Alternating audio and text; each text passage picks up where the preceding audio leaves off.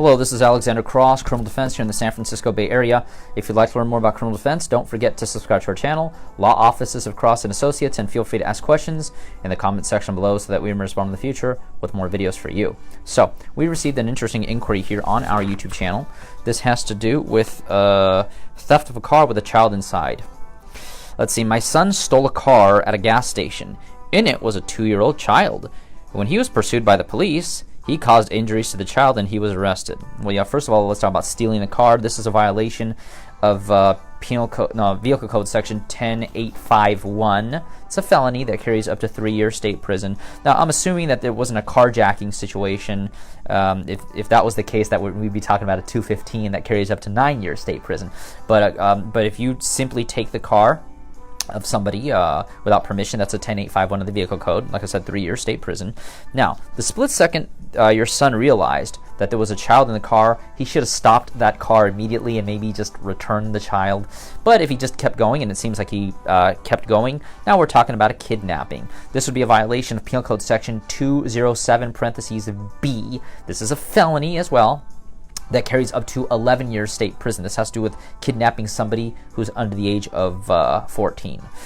Then we have a situation where he ran from the police. Well, running from the police, and based on the fact that he was risking the child's life, this would be a felony under Vehicle Code Section 2800.1, which carries up to 3 years state prison. And of course, there's going to have to be restitution. Damage is done for the injuries that the child suffered. So essentially, this person here, your son, is facing a potential 11 years for the kidnapping, 3 years for taking the car, 3 years for evading the police, and then plus restitution. And there could be a great bodily injury clause attached, which would actually increase the punishment that much more. So your son is definitely going to have to hire an attorney, and based on how the evidence looks, a determination is going to have to be made on whether or not this case should actually go to trial or not. And in a situation like this, it seems that there's going to be multiple witnesses as to what happened, especially the police.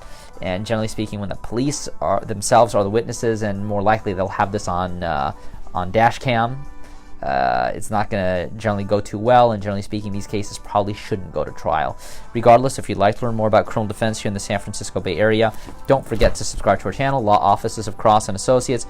Feel free to ask questions in the comment section below so we can respond in the future with more videos for you. But if you've been accused of a crime here in the San Francisco Bay Area and need representation, give us a call for a free consultation at 1-800-862-7677. Once again, 1-800-862-7677.